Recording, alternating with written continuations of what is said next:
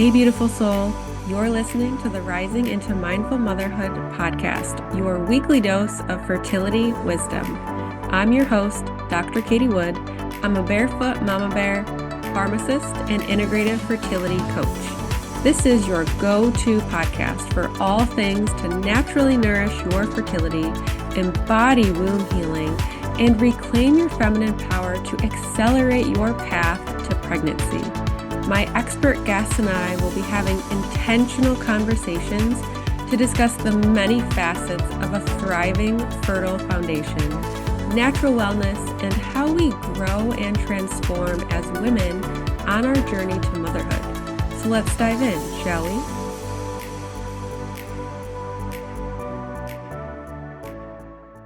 Hello and welcome to Rising into Mindful Motherhood. In this episode, I'll be talking with Leah Drew, a trauma-informed mind-body healing guide, speaker, and host of the Mindful Evolution podcast.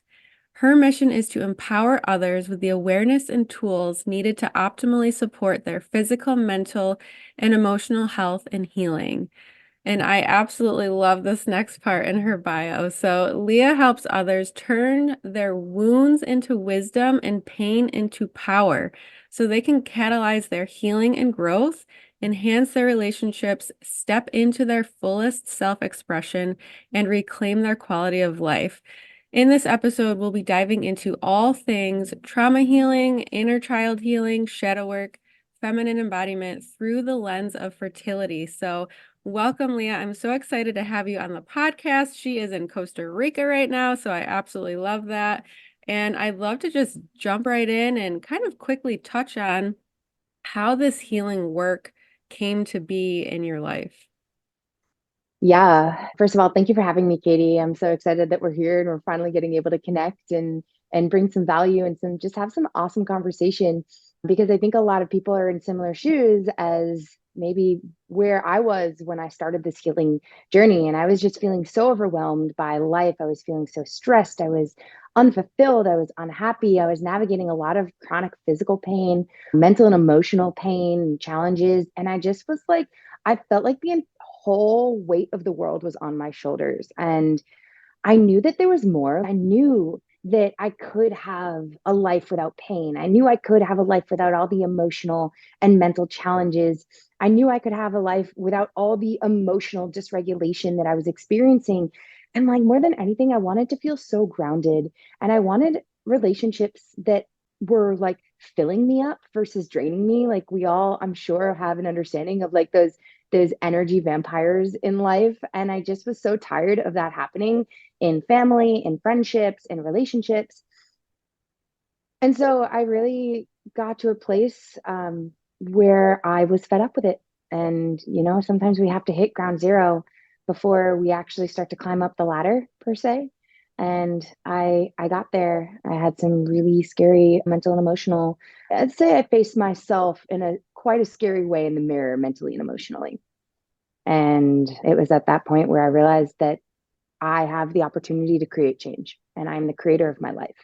And that's when I dove into the physical body, navigating my physical pain. And then I started to understand that I need to look deeper in my body. It's not just about movement and biomechanics. I need to look at my organs and my inflammation and how my body's actually functioning. And I'm sure many women who are tuning in can understand this as they're working to conceive. Like it's really important to think about your organs, how well they're functioning, making sure that there is a really healthy foundation within your body to bring life into the world. And in order to do that, your world internally gets to be really happy and healthy first.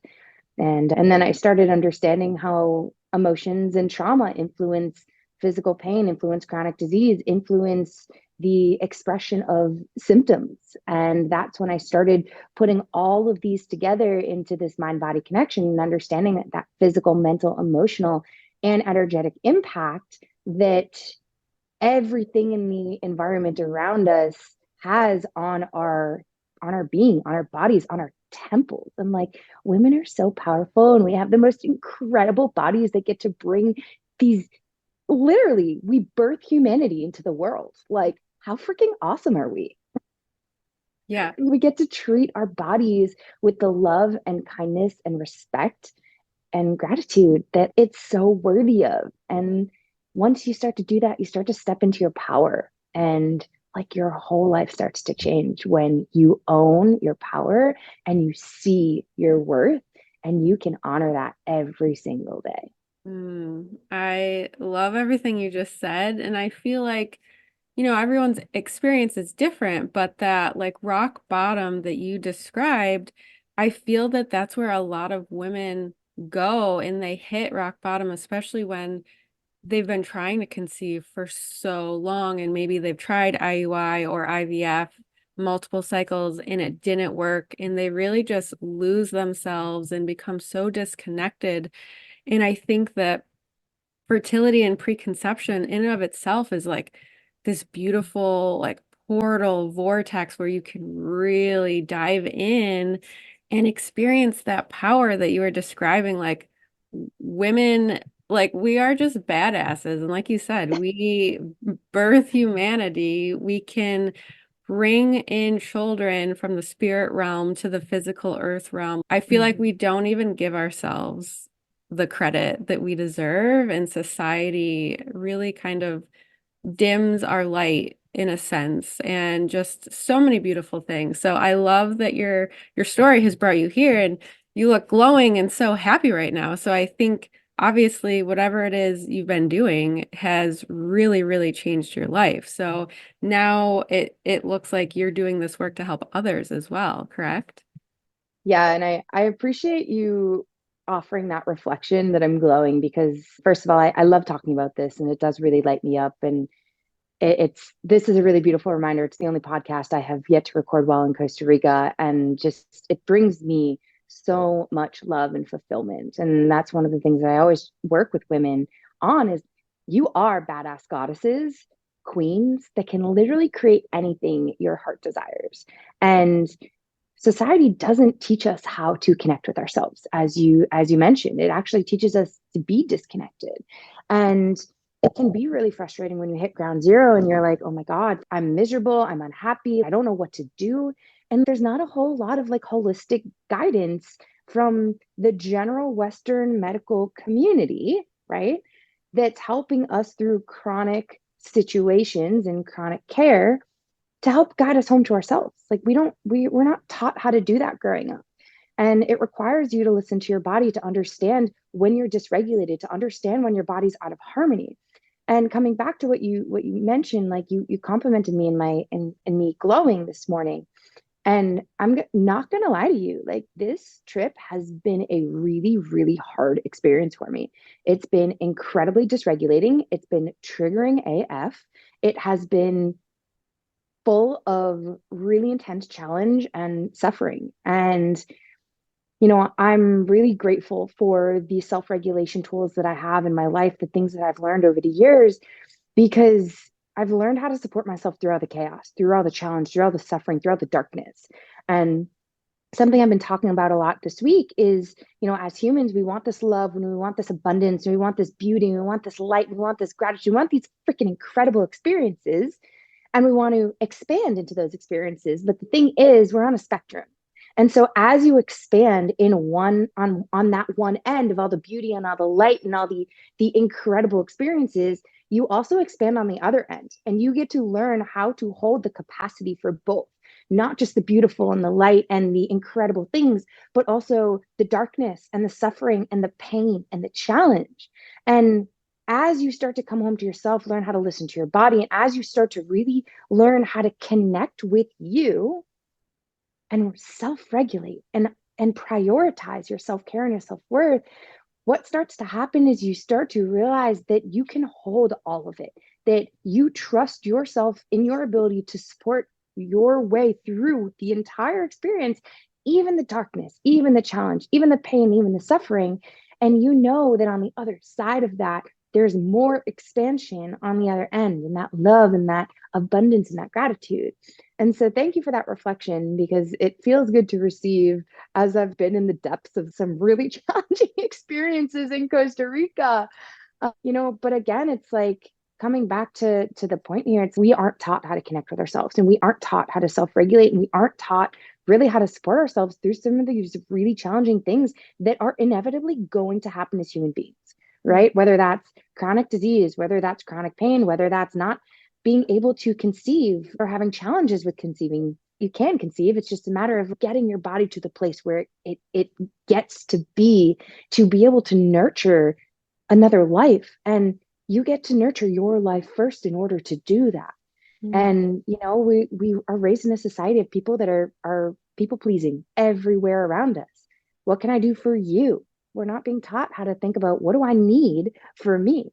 What does my body, what does my mind need? And I just appreciate that reflection. Yeah, at least two things I want to touch on there is definitely holding the duality of both light and dark and happy and sad and just all of those, like the range of emotions. And one thing that I've learned from one of my mentors is one isn't better than the other.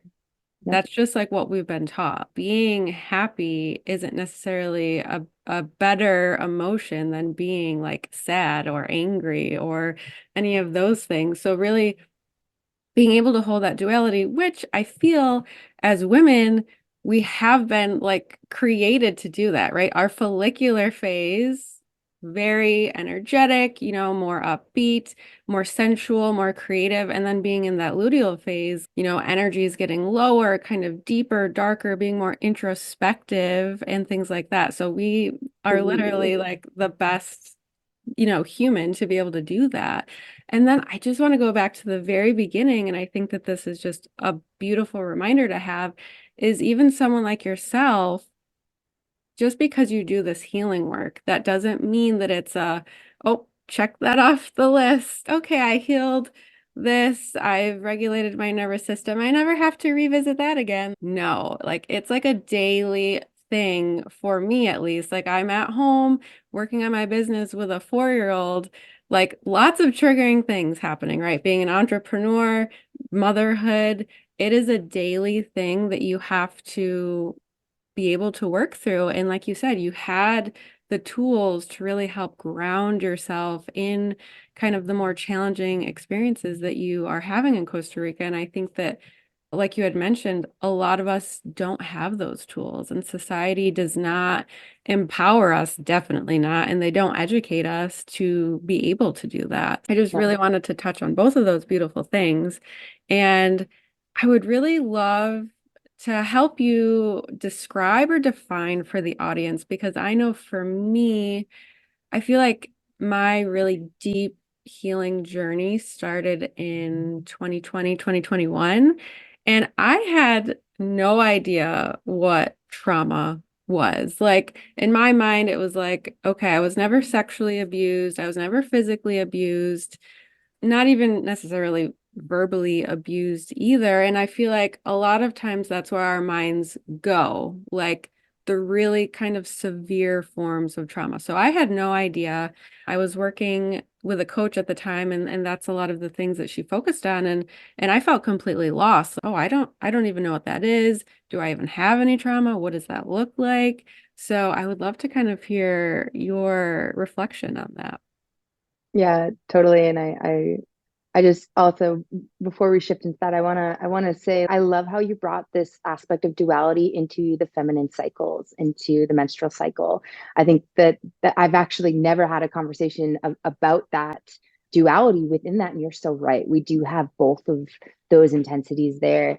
And the other thing I wanted to add here is, I have this joke now with my friends where it's like, oh, this is so uncomfortable. This is so unpleasant. I don't want it. I don't like it, but I want it. Give it to me. Give me more of it, because it's so transformative, and it's such a big catalyst. And this leads me into the triggers, because your triggers are as well. Like, your triggers are your greatest healers. Your triggers are your greatest catalysts in life. And I hate to break it to anyone listening, but like, it's inevitable. You can do as much healing as you want, and you're still going to get triggered. So, how do you navigate it? How do you handle it? Because it's not about controlling what happens to us. We're never going to be able to control what happens to us, but we can control how we react and how we respond to it. And that's where all the self regulation and the self care tools really come in. And coming to your question, like what exactly is trauma? There's so many different forms of trauma. Let's talk about it in like big T versus little T trauma. And so big T trauma is really what we think about around sexual assault or physical abuse or like a really traumatic near death experience, right? Those are like really big T traumas. Little T traumas affect your body in the same way. They may not be as intense as an experience, but your body reacts and responds the same exact way. And just to put this in perspective, your nervous system, your organs, everything internally responds the same way to both of these situations. One, you getting in an argument with your child. Two, you literally being chased by a bear down the street. Like your body responds the same exact way.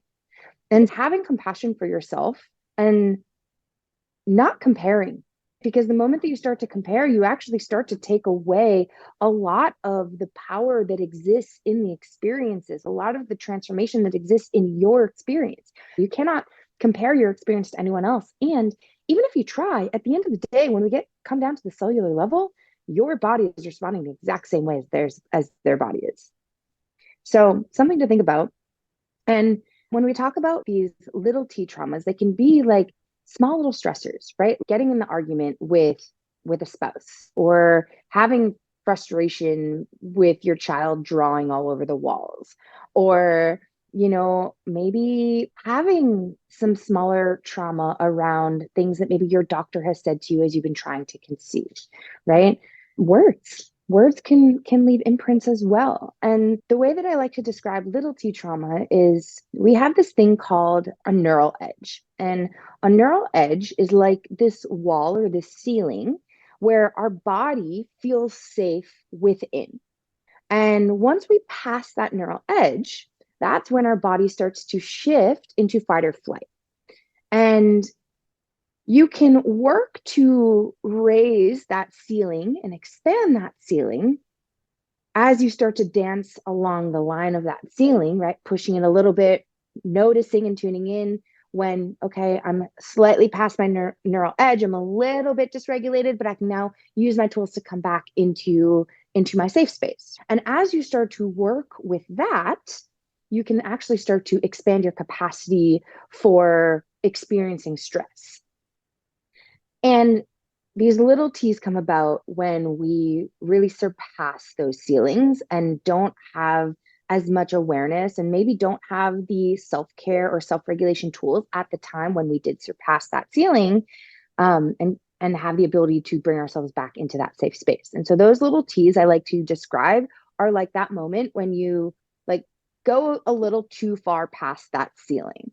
And your body remembers all of this. And this is where somatics and embodiment practices and self regulation tools and trauma work are so important because your body remembers everything.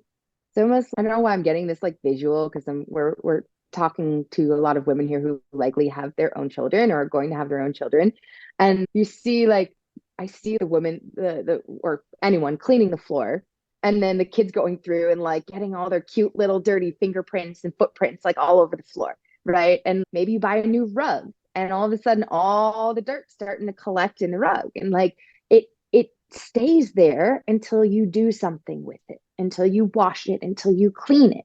And your body is the same way. Your body remembers everything, all the little T's, all the big T traumas. And until we start to work with it and start to bring safety to the body, tune in and listen to the body, and get curious. What's your body holding on to? I always say your symptoms and your pain, your discomfort, your dysfunction, they're messages from your body to your body asking for more love and more attention. And when you can bring more love and more attention to your big T and little T traumas, you have the ability to transmute that energy, to rid that energy from the body. And it doesn't necessarily have to be trauma from this life. Especially when we talk about conceiving, it's so important to look at the trauma that not only you've had, but the trauma that your parents and your grandparents have had as well. Looking at 3 generations is super, super important in epigenetics, which is the study of your environment and how your environment influences the physical expression of symptoms. This might look like your current ability to get pregnant or not get pregnant. A lot of that can be due to family trauma, due to trauma that you've experienced in your life that has gone unresolved or unsupported, unloved. And so, as you start to work with this trauma that's trapped in the body, you start to let go of all this weight. And like some simple practices that you can do are like, there's so many, but dancing is one of my favorites. Dancing, somatic shaking, toning, vocalizing, singing. There's mirror work. There's so many things that you can start to do, like journaling about the experience to get the energy that's trapped in your body out. Because at the end of the day, that is all that trauma is. They are memories imprinted in your body as energy. And Mhm. energy can be transmuted, it can be shifted, and energy can't be destroyed, right? It can just be shifted from one form into another. And for anyone that might be feeling weighed down by trauma or past experiences, I just want to invite you into the thought shift that it's just energy. And I want to invite you into the question of how does that energy in your body that you're feeling that's weighing you down, how does it want to be moved? How does it want to be held? And how does it want to be supported? Thinking about the same way that you would hold and support your child. Mm. Mhm. Yeah, absolutely. Oh, so many things that I want to touch on. So, going back when you were mentioning like physical symptoms, so kind of looking at this from the woman's health perspective. So PMS symptoms, like in the fertility space, hormone imbalances, PCOS, endometriosis, like these are all really, really big factors that are coming up that are really hindering people's ability to get pregnant. But like you were saying, that's your body's way of speaking to you. And likely it was probably showing up for you in maybe a little bit of discomfort or other things, other ways, but we were too busy to notice. Yep. So then, the signs or the sensations get louder and louder and louder until it's like fully manifested into cysts on your ovaries or endometriosis and just all of these things. And it's really just a product of your body trying to speak with you. And unfortunately, in the fast-paced world that we live in, we're not listening or we're just extremely disconnected. Like for me, I was on birth control for 13 years before I started trying to conceive. And then I expected to stop my birth control and get pregnant right away. That did not happen. But I essentially completely turned off my natural cycle, my menstrual cycle for 13 years. And I'm just Mm-hmm. expecting it to be like, okay, wake back up like in one cycle, let's get pregnant. It doesn't work that way.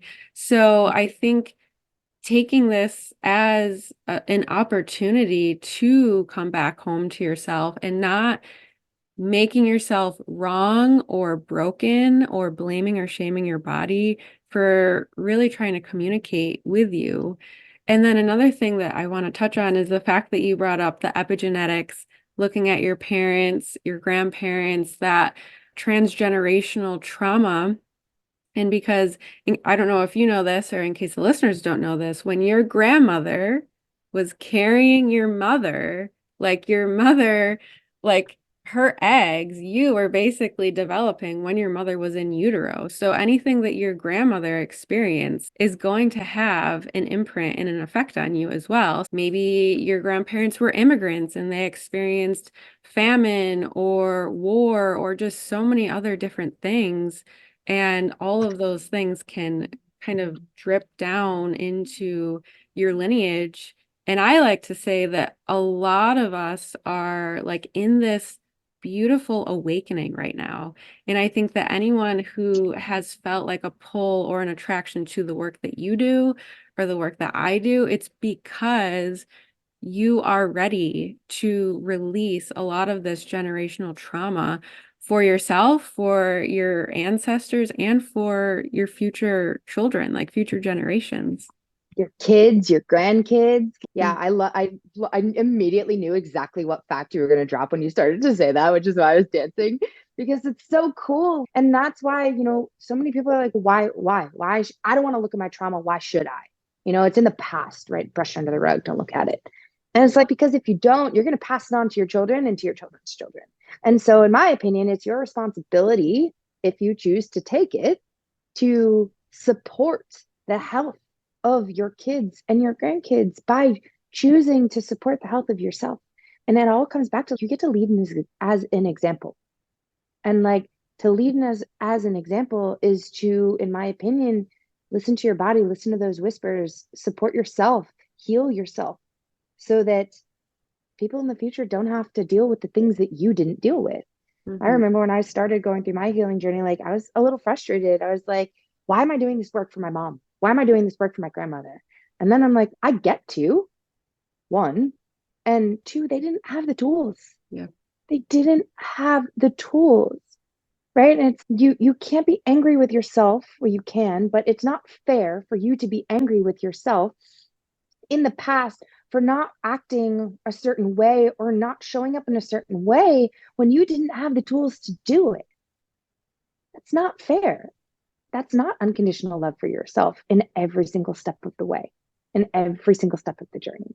Mm. And yeah, that, like you said, like that unresolved trauma, and I love to talk about this because a lot of people I find in the energy world have a more difficult time discussing this and expressing this. But the way that symptoms start to arise is because, like we talked about, trauma is memories. Trauma is experienced in the body as energy, right? It is energy moving through your body.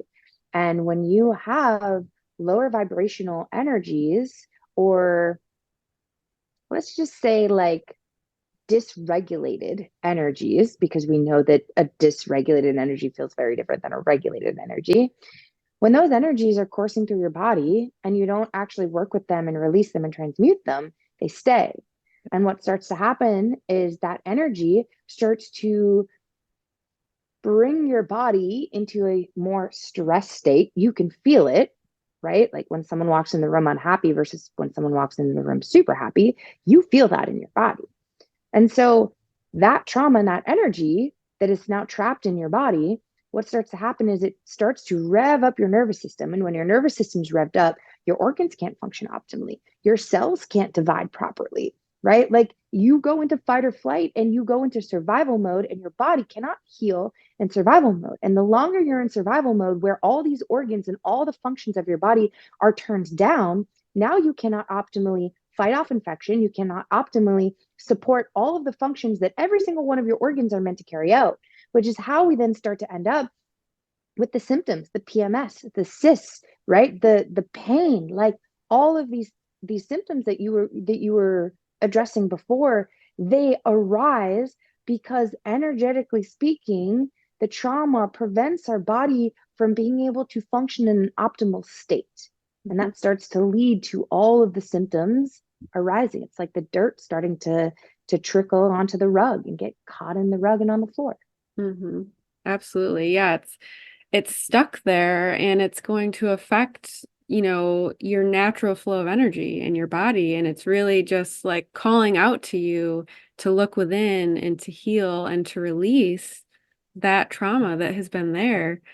So another thing that you had mentioned, and I really, really love this piece, especially in the fertility space, is I don't remember your exact words, but basically mothering yourself through experiences the way that you would your child. And I think for anyone who's listening, whether you have a child or not, or you're trying to conceive and you've been struggling, I feel that you should still be able to tap in and visualize. Like you can close your eyes, put your hand on your heart, and just visualize, how do you imagine yourself as a mother to your child? Put them in any scenario. Maybe they're crying because they're upset because a toy broke or something like that. How would you show up for them? How would you hold space for them and mother them? And that's really in the same light how you should be mothering yourself. And I think that this is a beautiful segue into talking about inner child healing, because that was also like a topic that I was so new to and naive to, like inner child, talk to my inner child. What does that even mean? And now I understand and it makes so much sense. And that's why I think that this fertility preconception phase is just beautiful because that's the role that you're wanting to enter in. So I think what's so amazing about it is you can start doing that with yourself right now. So I would love to hear your take on inner child healing and what that could look like for anyone who's trying to conceive. Absolutely. You know, as you mentioned, like it starts with you. You can only love others to the extent to which you love yourself. You can only care for others to the extent to which you care for yourself, right? You can only show up for others and experience pleasure with others to the extent to which you show up for yourself and experience pleasure within yourself. And so when we talk about inner child healing, when we're healing from trauma in any way, shape, or form, because we all have it's all a part of every single one of our lives, little t and big T. Some people may have more little t, some people may have more big T, but regardless, it's a part of all of us. And inner child healing is so important because, as I mentioned earlier, it's so important to have compassion for yourself in the past when you couldn't show up for yourself, when you didn't have the tools to support yourself. And so, really, what inner child healing is being able to go back to those moments where you were suffering, where you were challenged, where you were experiencing pain, where you were dysregulated, and being able to reparent and bring support to that part of you that didn't have the tools at the time. And as you do that, you start to, it's like the crying baby, right? The more care you bring to the crying baby, the less the baby's going to scream and cry, hopefully, right? There might be moments where the baby's going to continue crying and screaming, but generally speaking, the more care and support and safety you bring to the crying baby, the more calm the baby's going to become with time. And the same thing happens. It's like these parts of you, we have all these different parts. These parts of you crave to be supported, the ones that went through the challenging and traumatic experiences in the past. And so with inner child healing, you can go back and you can bring more love. You can talk to this inner child. You can tell this inner child the things that this inner child deeply wanted to hear. Maybe all this inner child wanted was to be told, I love you. I got you. It's okay to be angry. It's okay to be sad. Allow your emotions to allow yourself to feel your emotions. It's okay to feel. You know, I remember for me as a child, oftentimes I would express my feelings and my emotions, and I was told that that's not right. And it's not a matter of what happened, it's a matter of how you felt through what it is that did happen. And so I love working with my clients to navigate some of this work, some of this inner child healing, because it prevents that part of you from wanting to rear its head into your everyday life. I'm reading a book right now for any women who are listening. I highly recommend this book. It's called Pussy, A Reclamation by Mama Gina. And it is such a powerful book and helps you really connect with the power that the pussy holds and the creation that exists as you connect with pussy. And one of the things that she said was the more she connected with her inner bitch, the less her inner bitch showed up to the party. Hmm. And so she has this thing called swamping, where she literally put on a trash bag and dressed in like the most grungy clothes she possibly could, because that's what she was feeling. And she just let herself fully express it. And she danced around her living room, swamping in trash bags. And on the days that she was feeling super bitchy, she like wore the shirt that I can't remember exactly what the shirt said, but it was like something around like being in her bitchy self or something like that. And she just allowed herself to fully express that which she was feeling. And as she started to do this, she was like, yeah, like that inner bitch didn't have any reason to come out anymore because she was like not feeling bitchy anymore. I love that. And so I think it's just a beautiful opportunity through inner child healing to work with the roadblocks and the challenges and the struggles that continue to come up as themes in your present day world by bringing love, bringing support, bringing care to those parts of you from the past that didn't have the tools, that didn't receive the support, that didn't receive the love, and that didn't receive the care. Mm-hmm. Absolutely. Yeah. And I think a lot of times we just don't realize how much certain events actually do affect us. And when I started doing this work, I was at a retreat in Florida. And one of the things that like flashed in my mind, it was I was in elementary school, like maybe fourth or fifth grade. And I was playing the violin and I had a concert, and my dad traveled a lot for work and he was supposed to come. And he, for whatever reason, work related, he wasn't able to come. And I think he sent me flowers or like a plant or something. But in that moment, like when I went back to it, like I was so sad and just like brokenhearted. It can be something as simple as that. And you think, you don't think twice about it, but really that can have an effect, like a sense of abandonment really was kind of like the core wound that left for me. So it can be as simple as that. That's, it's kind of wild. And so just being open and curious, like you had mentioned earlier, and definitely compassionate and zero judgment because we do the best that we can with the tools that we have at that time. And I think the beautiful part is that we can actually kind of go back to that moment and re-nurture ourselves and remother ourselves and give us what we needed so we can heal and move forward. So I know that you have a freebie for the audience, the Awareness Seeker Workshop. So I would love to hear a little bit more about that. Yeah. So awareness, in my opinion, is key in all of this. It's key in connecting more deeply with your mind, with your body. It's key in creating change in your life. It's key in healing from past trauma.